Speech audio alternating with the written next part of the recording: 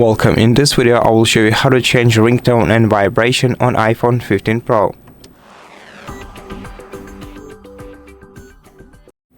First, open Settings and then go to Sounds and Haptics menu. Open it. Then we're gonna have to scroll down to Ringtone. Choose the ringtone that we like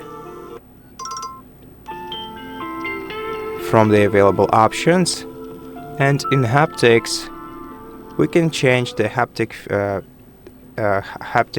feedback. We can use one of the standard haptics, or we can create a new vibration by tapping right here. And to create a vibration pattern, you have to press your finger on the screen, on any part of the screen that you want, and then tap stop when you're finished, and then save and name your vibration. Tap save, and now you can use this as your haptics pattern. And that's it. Thank you for watching this video. If you liked it, please consider subscribing to our channel, leave us a like and a comment below, and I'll see you in the next one.